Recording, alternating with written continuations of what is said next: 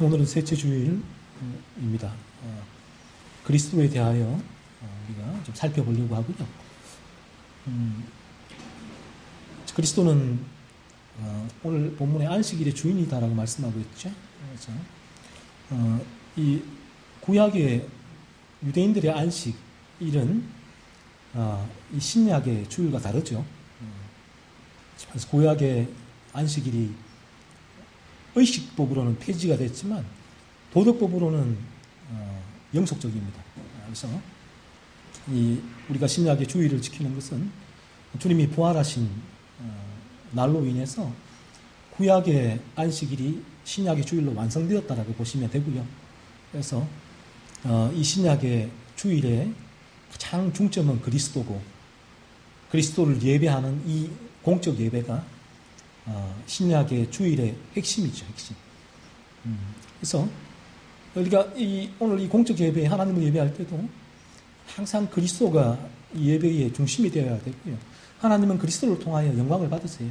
그래서 저희가 주일날 이 예배를 드릴 때 이 예배 가운데 어떻게 하면 그리스도께로 우리가 나아갈 수 있을까? 또 이 그리스도가 어떤 분인지를 증거되어지는 그런 메시지가 이 주일날 전해지지 않는다면 그 예배는 성경적인 신약의 주일을 지키는 예배와는 거리가 좀 있는 예배다라고 보시면 되죠. 그래서 이 부분을 정확하게 우리가 이해를 하고 있지 못하면 구약의 안식일, 구약의 의식이죠. 폐지된 그 의식법 속에서 신약의 주일을 계속 바라보거든요. 제가 어릴 때 교회에서 이 과자 맛동산을 먹다가 권사님에게 텐통 혼난 적이 있거든요. 안식일 날 뭐 사 먹는다고, 돈 쓴다고. 되게 혼난 적이 있는데, 그 과자도 사실은 교회에서 준 거였지만, 그리고 그 고신척은 이런 기준에서 엄격하기로 유명한 교단입니다. 아주. 그래서 신사참배를 안 한 교단이죠. 그런 자부심이 있죠. 일제에 맞서서 신사참배를 안 한 유일한 교단이 고신척이었고, 고신척 쪽에도 물론 신사참배를 한 목사님들이 있었고 그렇지 않은 분들도 있었지만 어쨌든 간에 고신척에서 신사참배를 하지 않은 유일한 교단이었고, 그러니까 이 안식일을 고신척에서도 철저하게 지켰단 말이에요. 그래서 이 교회가 멀면 이 안식일날 돈을 쓰면 안 되죠. 주일날. 이 구약의 안식일의 개념이에요. 유대인들은 그래서 모든 그런 어디까지 허용되는가를 본인들이 법으로 다 기록을 해놨잖아요. 그래서 고신척에서는 교회가 멀면 버스나 택시를 타면 안 돼요. 걸어갔어요. 그러다가 이제 어느 순간에는 그 부분까지 허용을 했죠. 그러니까 절대적인 게 아니라는 거죠.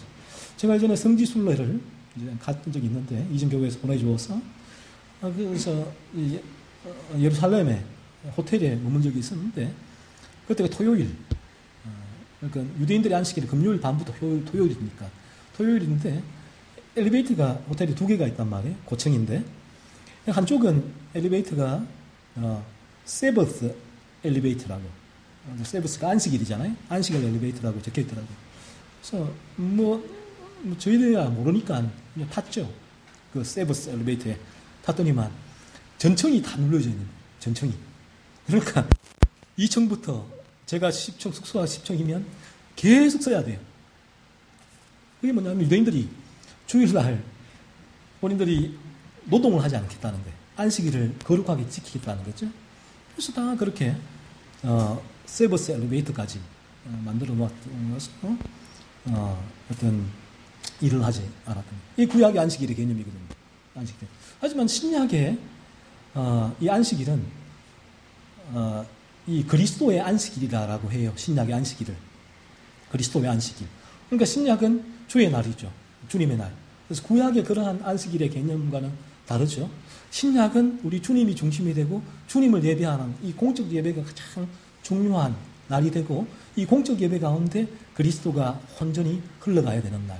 그리고 그리스도께로 이 우리들의 죄를 성경의 진리를 통해서 그리스도가 들어가는 곳에 죄가 드러나니까 죄를 파헤쳐서 그리스도께로 인도하는 일을 하는 날이 이 주일이죠. 하나님은 그 주일을 예배를 통해서 하나님은 영광을 받으십니다. 그래서 그리스도는 안식일의 주인이 되십니다.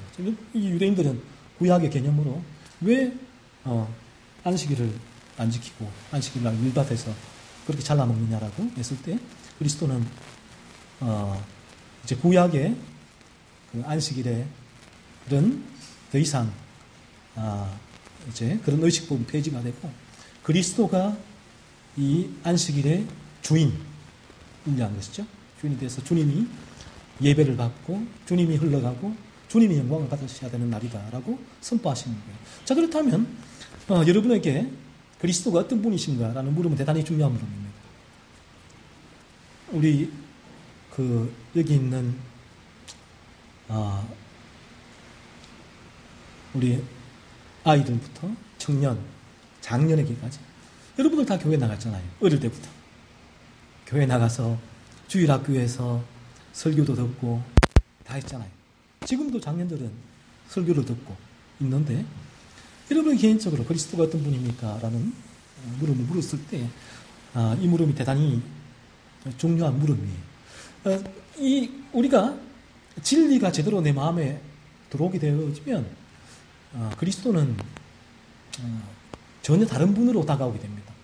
저와 여러분에게. 왜 그런가 하면 우리가 이 진리가 들어와서 거듭나게 되었으면 죽은 영혼이 살아난다고 성경은 말하거든요. 우리 새로운 피조물이 된다라고 말씀하고 있죠. 우리 안에 새로운 생명, 씨앗이 들어오게 되는데 그 부분이 그리스도의 생명이라는 거예요. 그리스도의 생명. 그래서 요한복음 15장에서 주님은 이 부분을 포도나무의 비유로 설명해 주셨잖아요. 포도나무. 우리 주님이 포도나무가 되고 우리는 그 가지에 접붙임이 되었다는 말은 그리스도의 생명이 우리 안에 살아 숨쉰다는 거예요. 거듭나게 되어지면 그리스도가. 자, 그러면 이런 상태에서 그리스도가 어떤 분이십니까? 여러분에게? 라고 제가 묻는다면 그리스도에 대한 답은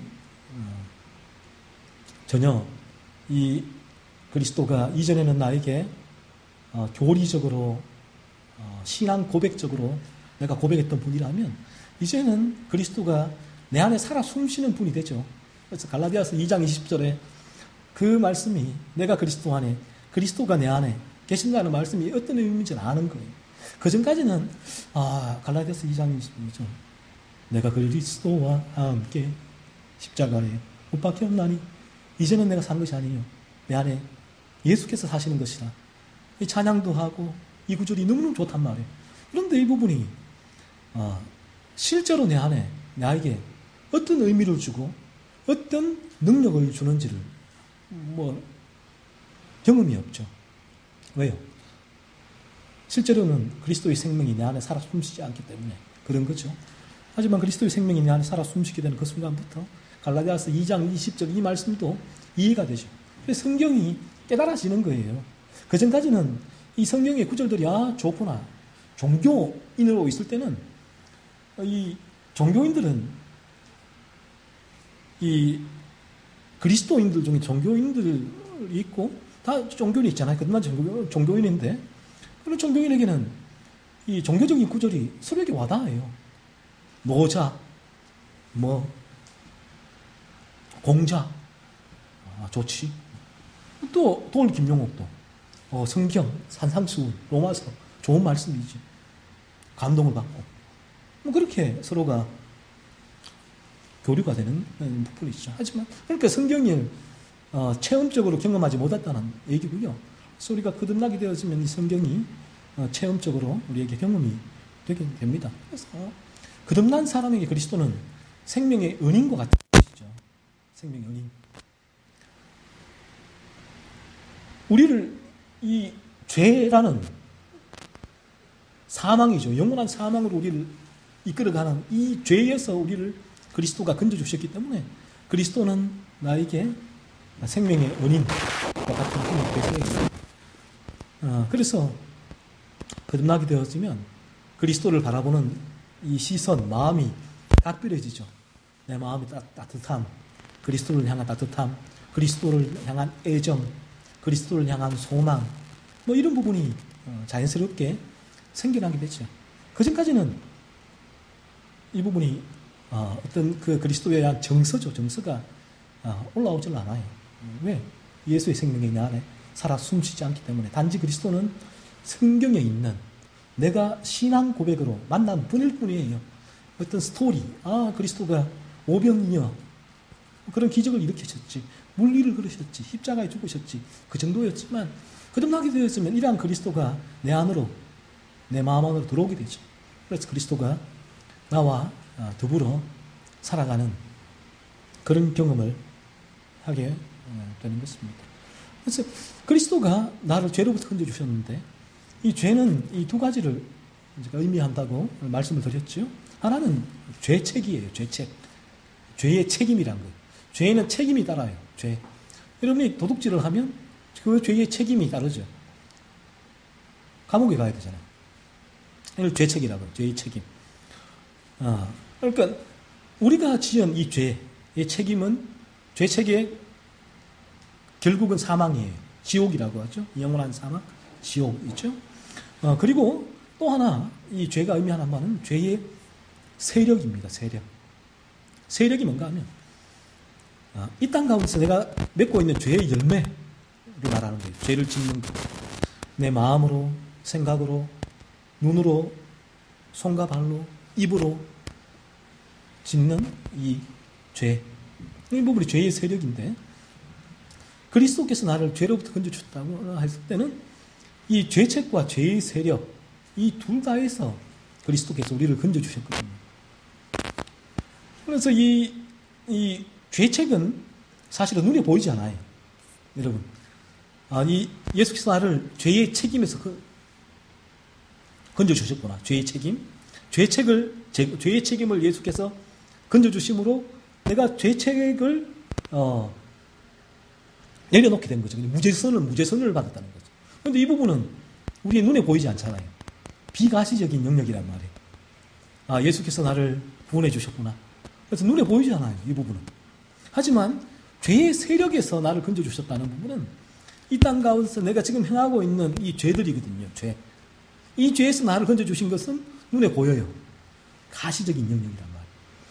거듭나기 전에는 내가 화나면 어떤 필터링도 없이 화가 나온단 말이에요. 욕이 나오면 필터링이 없이 욕이 나온다고. 어떤 필터링이 전혀 없어요. 또 이 부분이 지나치면 폭력도 행사하고 막 이런 온갖 죄들을 지었단 말이죠. 그런데 거듭나게 되어지면 예수께서 우리를 죄의 세력에서 건져주셨기 때문에 현저하게 이전에 짓던 눈으로 보이는 이 죄에서도 변화가 일어납니다. 막 큰 소리만, 좀 기분 나쁘면 큰 소리 치고 토라지고 화내고 부르르 떨고 복수심을 가지고 그리고 미워하고 서로 간에 그런 정오와 그런 도끼를 가지고 있던 그런 사람이 거듭나게 되어지면 그 도끼가 빠져요. 달라져요. 이제는 조금만 기분 나쁘면 큰 소리 치고 막 탐욕이거든요. 근데 이제는 올라오다가도 이거 죄인데 필터링이 작용이 돼요. 그래서 간혹은 그렇게 올라와서 소리칠 때도 있지만 이전과 같이 그 부분이 습관적이고 반복적인 자연스러운 죄의 열매가 아니라는 거예요. 이제는 부자연스러워요. 불편해요. 그렇게 큰 소리를 쳤다면 이제는 마음이 아픈 거죠. 애통. 그래서 여러분들도 알게 될 거예요. 어느 사람이 거듭나게 되어진다면, 여러분의 가족 가운데 한 사람이 거듭나게 되어진다면 여러분들이 어느 정도 그 부분을 알게 됩니다. 왜? 이상하다. 우리 남편이, 아내가, 우리 부모님이, 우리 자녀가 이전에는 이런 모습이었는데 좀 달라졌네? 저게 뭐지? 왜 저러지? 왜 이 타이밍에 저기 화를 내야 될 타이밍인데 틀림없이 이전 같았으면 막 분노를 하고 감정 컨트롤이 안 되고 막 집어던지고 막 해야 될 타이밍인데 이상하네. 조용하네.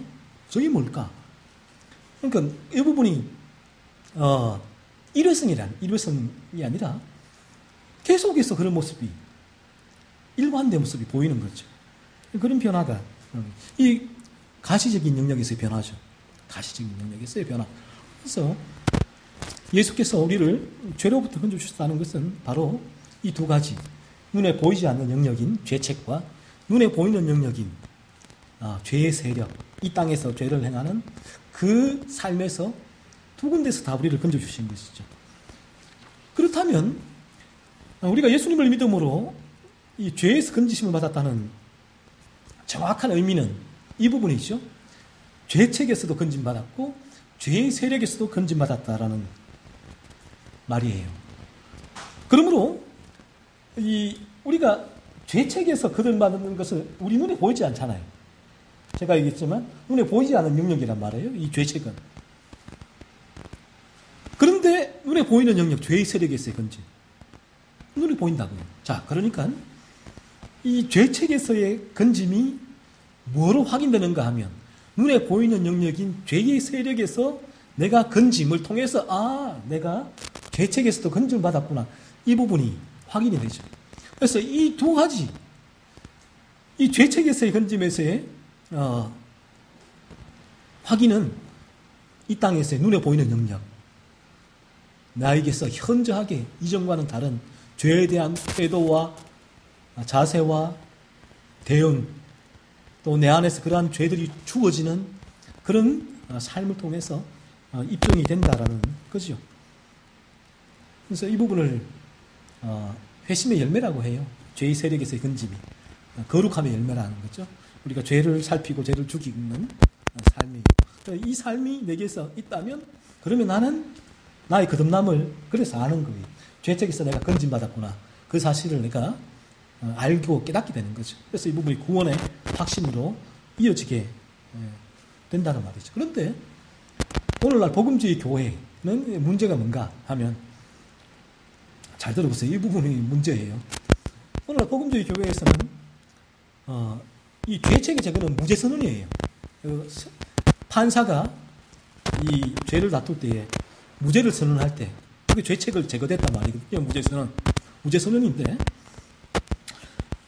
오늘날 이 복음주의 교회에서는 이 죄책의 제거, 무죄 선언이 어떻게 이루어지는가 하면 사람의 신앙 고백으로 이루어진다고 가르칩니다.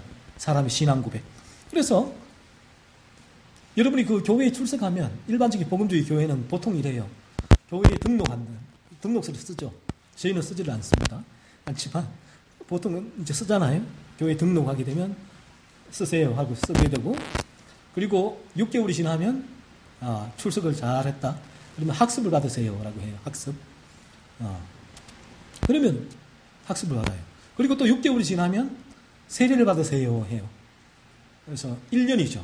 그러면 1년이 지나면 세례 교인이 됩니다. 그리고 이 학습과 세례를 할 때에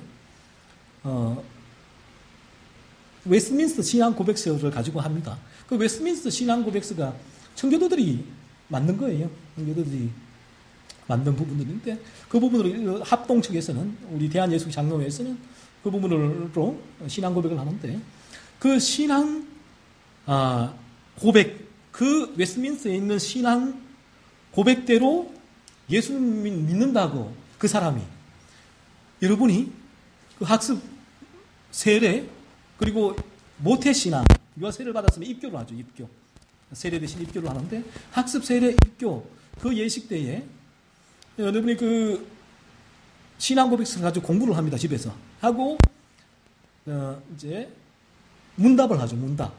목사님이 앉혀놓고 이렇게 퀘스천 앤서로 하죠. 물으면 답하고 하겠는데, 그 시간에 내가 그 신앙 고백서 기록된 대로 예수님을 믿는다라고 고백하면 죄책이 제거되었다고 선포를 해줘요. 선포를.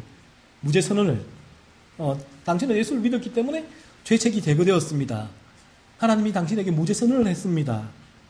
라고 하는 거죠. 자, 그래서 이제 그때 증명서가 발급이 됩니다. 구원받았다는 거예요. 이 사람은 신앙 고백을 웨스트민스터 이 신앙 고백시대로 문답식에서 신앙 고백을 했기 때문에 이 사람은 거듭났습니다. 구원받았습니다. 라고 하죠. 그리고 그 선포가 언제예요? 주일날 세례식 때 합니다. 여러분 다니신 분들은 아시죠? 주일날 학습자들 앉히고 세례자들 앉히고 그리고 입교자를 앉히셔서 다 일어나게 해서 신앙 고백을 하게 하죠. 그날이 뭐예요?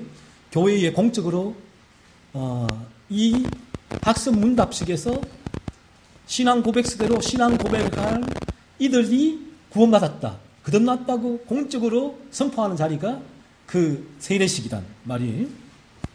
자, 그러면 이제 그 사람은 교회에서 구원받았다라고 라는 정식 증명서가 발급이 되고, 그래서 그 사람은 이제 그 시간부로 자신도 구원받았다고 믿어버리죠.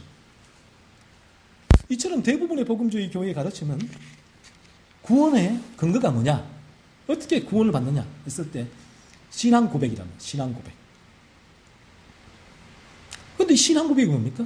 제가 얘기했지만 이 신앙 고백은 죄책의 제거를 의미해요. 죄책의 제거. 그러니까 무죄선언이란 말이에요. 그래서 오늘 대부분의 복음주의 교회가 이 구원을 신앙 고백에 한정시켜놨단 말이에요. 이 죄책의 제거, 이 부분만으로만 구원을 연결시켜 놓았다는 거죠. 그래서 이 구원받았기에, 죄책이 제거되었기에 어떻든 간에 당신은 구원받았기에 어떠한 삶을 살든 간에 no problem, 문제 없다는 거예요. 죽으면 천국에 간다는 거죠. 예수 천당 불신지옥. 바로 그렇게 해서 이제 압축된, 요약된 문구가 되는 거죠. 그리고 살아가다가 구원에 의심이 생긴다면, 내가 구원받았을까? 내가 구원받은 사람이 맞을까? 자신에게 구원에 의심이 생긴다면 어떻게 가르칩니까? 그때 한 신앙 고백, 성경에 근거한 신앙 고백을 되새기고요. 당신이 이렇게 신앙 고백을 했지요? 한 번 더 확인을 시키고, 그리고 성경에서 뭐라고 말하더냐? 그리스도의 십자가를 믿으면 구원받지 않는다고 말하지 않았느냐? 이 사실을 그냥 믿어라, 단순하게 라고 가르칩니다. 구원의 확신을 가져라 라고 가르치죠. 그런데 이 성경적인 가르침은 물어보면 뭔가 문제가 있죠. 성경은 두 가지를 얘기해요. 죄책과 죄의 구원, 세력. 이 두 가지에서의 구원은 거듭남이다. 이 두 가지에서 그리스도를 믿으면 구원받는다라고 가르치는 거예요. 그래서 오늘 복음주의 교회에서 이 한 가지 신앙 고백, 나는 예수를 믿습니다 라고 해서 구원받는, 그것으로는 구원을 입증할 수 없다는 것이 성경적인 가르침이에요. 그리고 모든 개혁주의와 청교도의 가르침이 여기에 있는 부분이에요. 자, 그러면 어떻게 입증할 수 있습니까? 했을 때, 자, 제가 여러분에게 한번 질문을 드리겠습니다. 한번 마음으로 한번 대답을 해보세요. 성경의 여러 구절에서 마지막 날 우리에게 심판의 근거를 어디에 두고 있는가 하면, 그 구절이 있는가 하면 우리는 이렇게 얘기하죠. 이런 복음주의 교회 가르침은 예수를 믿으면 마지막 날 천국에 간다. 마지막 날 심판대 앞에서 심판장이신 하나님이, 그리스도께서 우리에게 그리스도의 보혈의 티켓, 예수를 믿는 그 믿음을 요구하신다. 그 믿음이 없으면 지옥, 있으면 천국. 이렇게 저희가 가르침 받았습니다. 자, 그런데 성경에 제가 일단 한 구절만 한번 예를 들어보겠습니다. 고린도후서 5장 10절 말씀을 한 구절 읽어볼게요. 이는 우리가 다 반드시 그리스도의 심판대 앞에 나타나게 되어 각각 선악간에 그 몸으로 행한 것을 따라 받으려 함이라. 여기서는 예수 믿으면 천국 간다고 말하지 않고요, 선악간에 몸으로 행한 것 따라서 천국과 지옥 행이 결정된단 말이에요. 그러면 이 복음주의 대부분의 교회에서 가르치는 가르침과 전혀 달라요. 이 여러 구절에서 그 얘기를 합니다. 우리의 행위에 따라서 마지막 날 하나님은 행위를 보시고 이 사람은 천국, 이 사람은 지옥 결정하신다는 거예요. 베드로전서 1장 17절, 계시록 21장 8절, 마태복음 5장 22절에서 많은 구절이 그렇게 얘기하고 있단 말이에요.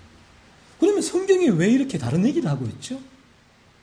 어떤 곳에서는 예수를 믿음으로 천국 간다고 말하고 있고, 어떤 곳에서는 우리가 선한 일을 행해야 천국에 간다라고 얘기한단 말이에요. 전혀 다르단 말이죠. 자, 이게 무슨 말인가 하면, 오늘날 복음주의 교회에서 놓치는 지점이 이 지점이라는 거예요. 이 지점. 이 구절을 통해서, 우리의 구원은 단지 내가 예수를 믿는다고 말한 이 신앙 고백에 있는 것이 아니구나. 살게 돼. 그래서 우리가 예수를 바르게 믿게 되면 신앙 고백을 하지요. 예수를 믿습니다라고. 자, 그러면 바르게 믿어도 신앙 고백을 하고요. 그리고 믿지 않아도 신앙 고백을 할 수가 있단 말이에요. 자, 그러면 두 명이 다 신앙 고백을 했단 말이에요. 이 사람은 바르게 믿어 신앙 고백을 한 거듭난 사람이고, 이 사람은 종교인으로 거듭나지 않고서도 신앙 고백을 했단 말이에요. 그 둘 다는 똑같이 신앙 고백을 한다는 거예요. 비가시적인 영역, 죄책의 제거. 두 명은 다 그 부분을 여러분 앞에서 똑같이 신앙 고백을 한다는 거예요. 그럼 여러분은 어떻게 판결을 내리겠습니까? 어떤 말을 해줄 수 있겠습니까? 이 부분의 거듭남에 대해서. 복음주의 교회의 가르침이라면 이 두 분 다는 거듭난 거예요. 하지만 이 성경의 가르침, 제가 말했던, 그러니까 어떤 성경 구절에서는 이렇게 얘기합니다. 행악자들, 거짓말하는 자들도 지옥에 간다고. 여러분 거짓말 얼마나 많이 했습니까? 예수 믿고 나서도, 신앙 고백하고 나서도 거짓말 많이 했잖아요. 저도 거짓말을 합니다. 지금도 죄의 유혹인데. 그러면 이 구절대로 하면 지옥 가야지요. 행악자들, 복술자들, 간음하는 자들, 거짓말하는 자들 다 지옥 간다고 했는데, 예수 믿고 나서도 이런 죄를 지으려면 지옥에 가야 돼요. 지옥에. 그러면 성경의 복음주의 교회 가르침은 여기서 해결이 안 돼요. 이 부분, 이 구절이. 그래서 이런 구절들은 다 숨기죠, 뒤로. 그런데 이 성경의 가르침, 개혁주의 청교도의 가르침은 뭔가 하면, 이 구절이 뭔가 하면, 이 두 명 중에 한 명이 거듭나서 신앙 고백을 한 사람, 거듭나지 않고도 신앙 고백을 한 사람, 똑같은 신앙 고백을 했지만 이들의 삶이 다르다. 삶이. 바르게 신앙 고백을 한 사람에게서는 열매가, 삶의 신앙 고백이 자연스럽게 따라온다는 거예요. 그러니까 그들에게는 거짓말, 행악, 복술, 간음, 이러한 죄를 탐사하고 이러한 죄의 유혹이 올 때마다 이런 죄를 죽이는 삶이 그때부터 시작이 되는 거예요. 하지만 거듭나지 않고도 신앙 고백을 한 이 사람의 삶은 똑같아요. 그전이나 후나 똑같은 죄의 지배 가운데 있는 부분이죠. 삶의 어떠한 열매, 삶의 신앙 고백이 없는 부분이죠. 그래서 성경이 하는 말씀은 그 말이에요. 똑같은 말이에요. 예수를 믿음으로 천국 간다는 말과 거짓말하지 않음으로 천국 간다는 말이 똑같은 말이죠. 예수를 믿으면 거짓말하지 않겠다는 거죠. 이 거짓말하지 않겠다는 말은 우리가 이 땅 가운데 한마디의 거짓말도 하지 않겠다는 말이 아니라 거짓말을 하지 않는 삶의 방향성이 생긴다는 거죠. 거짓말을 하기 위해서 애를 쓰고 거짓말을 했을 때는 아파하고 애통해하고 그 죄를 살피고 누르는 삶의 방향성. 그래서 요한 1서에서는 이런 말씀을 해요. 우리가 예수를 믿으면 죄를 안 짓는다라고 얘기를 하죠. 예수 믿으면 죄를 안 짓는데요. 그러니까 그리고 웨슬리는 그 부분을 문자 그대로 해석을 해버렸단 말이에요. 예수 믿으면 죄를 안 지어야 돼. 이게 퍼펙셔니즘, 완전주의라고 해요. 예수를 믿으면 어떤 죄도, 거짓말도 한마디 하면 안 돼. 라고 했죠. 근데 휘필드는 청교도인데, 그 구절을 그렇게 해석하지 않았죠. 예수를 믿어도 죄를 짓는데, 여기서 죄를 짓지 않는다는 말은, 죄를 짓지 않는 삶의 방향성을 말하는 방향성. 이전과는 다른 삶의 방향성. 죄를 짓지 않기 위해서 애를 쓰고 투쟁하고 분투하는 삶의 방향성이 생기는 그 부분을 얘기하는 거예요. 그래서 마지막 웨슬리가 죽을 때 고백을 합니다. 내가 실수해, 잘못했다, 그 부분은. 왜냐, 자기도 죄를 짓거든요. 그래서 이제 이 복음주의 교회 가르침의 이 문제, 한계점이 여기 있는 부분이고, 그래서 개혁주의나 청교도들은 이 가르침을 따르지 않습니다. 그래서 이 가르침이 더 강하게 왜곡을 시킨 인물이 찰스 피니예요. 찰스 피니가 이 가르침을 더욱 강화시켜버렸죠. 그래서 그 찰스 피니가 어떤 이 역사적인 기독교를 그 속에서, 그 가르침 속에서 그런 신앙과 신학을 전파한 인물이 아니에요. 어느 날 역사에 쑥 들어온 인물인데 그 찰스 피니라는 인물이 당시에 눈에 보이는 부분에서는 수많은 사람들을 교회로 전도했지만, 그러나 결과론적으로는 이 한국교, 이 전 세계 기독교의 물줄기를 어떤 면에서 비성경적인 중생론으로 틀어버린 그런 위험한 인물이죠. 그래서 오늘날 대부분의 복음주의 교회에서는 가르침은 이 부분에 국한됩니다. 그러니까 우리가 죄의 세력, 이 땅 가운데서 죄와 싸우고 투쟁하고 죄를 살피고 내 안에 예수의 생명이 죄를 죽이는 이 가르침을 전혀 가르치지 않는 거죠. 이 부분이. 그래서 우리의 구원은 이 부분으로 입증되는 것이 아니라 신앙 고백으로 입증된다는 이 부분에 선을 그어놨습니다. 하지만 여러분이 제가 가르친 가르치면 제가 전하는 그 가르침이 아니라 역사적인 이 부분이 어거스틴에서 이어져 오고 존 칼빈에서 이어져 오고 마틴 루터에서 이어져 오고 그리고 모든 개혁주의자와 청교도로에서 이어지는 가르침이 지금 역사적인 이 진리가 제가 전하는 이 진리라고 보시면 돼요. 그래서 여러분이 이 교회에서 앞으로도 계속 듣게 되는 이 얘기는, 진리는 바로 그 부분일 거예요. 그 부분이 교회가 가르치는 부분이니까. 죄책과 죄의 세력에서의 구원으로 여러분을 타겟팅하는 것이 이 진리의 목적인 것이죠. 그래서 여러분이 그렇게 죄책과 죄의 세력에서 건진받기 위해서는 끊임없이 성경의 기준, 율법의 기준으로 여러분의 죄를 살피라라고 말씀을 합니다. 한 주간 여러분의 죄를 계속해서 탐사하십시오. 살피십시오. 계속 살피고 그래서 그 여러분의 죄를 발견하게 되었을 때는 여러분이 이런 고백을 하게 될 거예요. 사도행전의 형제들처럼 형제들이여 우리가 어찌할꼬 이게 무슨 말인가 하면 내가 이 죄에서 어떻게 하면 벗어날 수 있을까? 그 부분이 여러분의 마음을 사로잡게 될 거예요. 여러분이 공부할 때도 직장에서도 그리고 쉴 때도 여러분의 머리와 마음을 온통 사로잡는 생각은 죄각성의 단계에 들어오게 되어지면 내가 어떻게 하면 이 죄에서 벗어날 수 있을까? 그 생각밖에 없다는 거죠. 그래서 그 생각이 어디로 여러분을 인도합니까? 그리스도. 우리를 죄책과 죄의 세력에서 건지시는 그리스도. 안식일의 주인이신 그리스도. 오늘 이 시간에도 선포되어지는 그 그리스도로 여러분을 인도하는 거죠. 하나님이 왜 이 예배를 드리게 하셨습니까? 하나님의 아들이신 그리스도께로 여러분을 인도하기 위해서 하나님께서 이 예배를 허락하셨고 진리를 선포하게 하시고 그리스도가 증거되어지고 여러분이 그리스도께로 나오게 될 때 하나님은 하늘에서 페스티벌이 하죠. 한 영혼이 거듭났구나. 아무리 이 자리에 수만 명이 나온다 한들 하나님은 기뻐하지 않았습니다. 수만 명의 신앙 고백자, 거듭나지 않은 신앙 고백자가 이 자리를 꽉 메우고 있어도 그들이 이 자리에서 나와서 수많은 헌금을 하고 이 자리에 엄청난 큰 교회 건물을 지어 올려도 하나님은 그런 것을 전혀 기뻐하지 않습니다. 오히려 하나님은 그 부분에서 모욕을 당하시죠. 하나님은 마국과 같은 초라한 곳에 주님이 오셨듯이 아무것도 상관없어요. 사람이 적어도 돈이 없어도 상관이 없다. 오직 하나님은 한 영혼이 거듭나. 한 영혼이 하나님 어떻게 하면 그리스도께로 인도되어 주셨을까? 하나님은 그러한 생각에 늘 몰두해 계시고 그래서 이 교회가 그 하나님의 뜻을 대변하기 위해서 존재하는 거죠. 그 부분이 교회의 존재 이유인 것입니다. 저는 이 자리에 있는 여러분 모두가 제 소원이에요.